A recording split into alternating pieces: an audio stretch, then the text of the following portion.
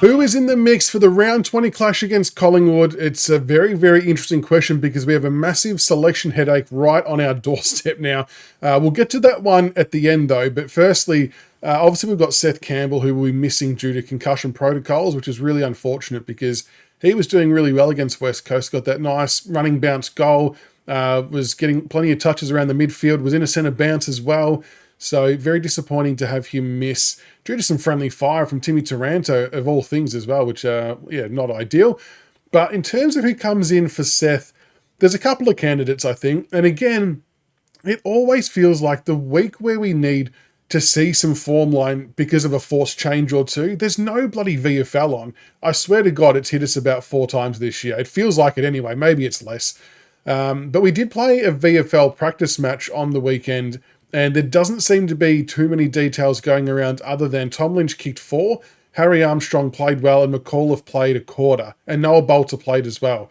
So I've got no other insights on anything else that happened there. So if anyone does know, let me know in the comments below because I'll be keen to hear about how that practice match went.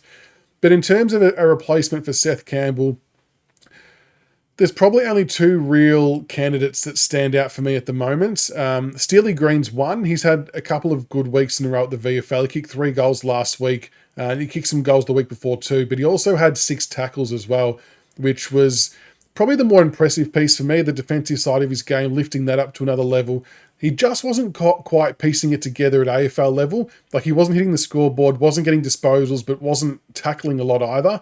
And I don't know whether that's because of our forward line in its entirety being inexperienced and young, or whether that was just him not adapting at AFL level. So I'm kind of not sure where that landed.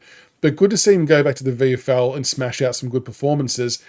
In an ideal world, I would have loved for him to have done this for another 2 or 3 weeks before coming back in. But with Seth Campbell going out, it does open up a chance for him to come back in. Maybe he comes back in as sub and comes on as the sub, because I think we have to categorically play James Trezise for a full game. And it wouldn't be at VFL if it was my selection. I'd be putting him straight in at AFL.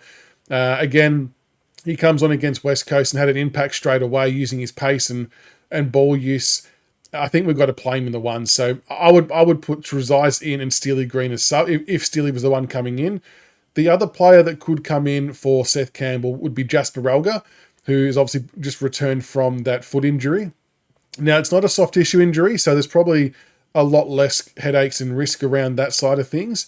The only thing he hasn't had is the VFL game in between, but he hasn't sat out for very long either. So he's kind of maybe in that sweet spot where it might be still okay to put him back in.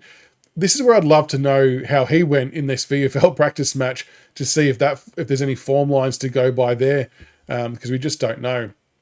And the other option, I guess, maybe they put a Caleb Smith in as sub and Trezise comes on. I mean, Smith's had some good numbers at VFL. I just don't know how he fits onto the field. I kind of feel like it does need to be a forward that comes in, so it's a bit more like for like. Because I don't really want Morris playing. I don't want Morris playing too much forward. I'd love to see him up around the ball a bit more. Mansell will have to get a bit more busy as well.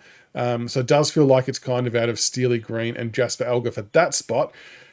The other one that's going to be the most fascinating selection for the entire week, without doubt, is Noah Balta's curfew ends today, which is the 22nd of July. So he can now play every game for the rest of the year, no matter whether it's home, away, night game, day game, whatever you want, back to normal fixturing for him, I guess. So he's served his time on that front. The problem we've got, it's a good problem in a lot of ways, that the back line of Miller and Young have functioned really, really well and cohesively for the last couple of weeks. Now, I know people will say, yeah, but it was only against West Coast and Essendon. I understand that, but you can only play who you're playing against, and they performed at a really good level. I mean, even though Essendon are missing players, they still had Peter Wright and Nate Caddy out there. I know Nate Caddy's young, but he's a gun, and Peter Wright is a big, big man, and he's very difficult to stop. So the fact that we've put up 2 good performances in a row defensively, I actually feel like our defensive 6 is really settled. We've got Jaden Short and Sam Banks patrolling the half-back lines, which I'm loving and really, really enjoying that. And then you've got Tom Brown, Broad, Vlosten, Young, and Miller doing the other man-marking roles, I guess, if you want to call it that, and intercepting roles. And I cannot see a world in which you could justify dropping Young, because they're not going to drop Miller. Miller's been our best defender all year, so he's off the table completely, which is good. But Tyler Young, I think, has been as good or if not better than Miller in these last couple of games. He's gone at 100% efficiency disposal-wise against West Coast. I think it was 95 against Essendon. He's a changed man. The way he's actually now running the ball out of the back line, hitting his passes, actually opening the game up for us. Good closing speed with his spoiling, and he's just a very, very disciplined player. He's actually a good man-marking, to use a soccer term again, player, and kind of plays a bit differently to Noah Balta.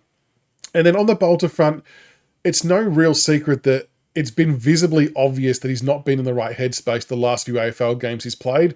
Even in I didn't see last week's VFL game. I did see he got some good disposal numbers. I don't know what his attitude and effort looked like. So if anyone's got thoughts on that, let us know in the comments.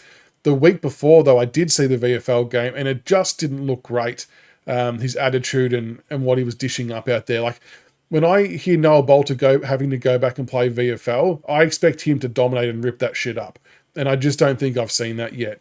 There's honestly a part of me that wouldn't be surprised if we gave him a rest for the rest of the year, just go away, go on holiday, freshen up and come back next year. But I can also see the value of a fully in the game Noah Balta being of extreme value to the Richmond Football Club.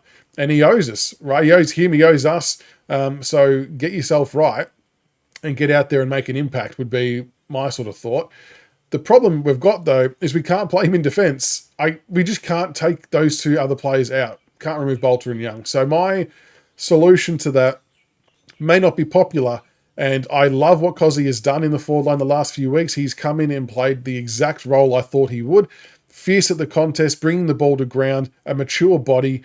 I know he hasn't kicked any goals or taken many marks, but that was never really his job, funnily enough, as a forward. It was just to compete in half contest like he did in the VFL game against Geelong.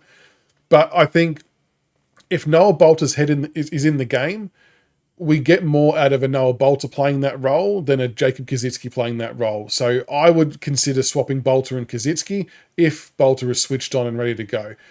We did see Cozzy do some backup rucking as well on the weekend against West Coast, which I loved. Another big body, give Sims a bit of a break as well, and Balta can do that backup ruck as well. And I actually think Balta plays better as a backup ruck, running around the ground, kind of just running on instinct really and following the ball. I think that's a good role for him.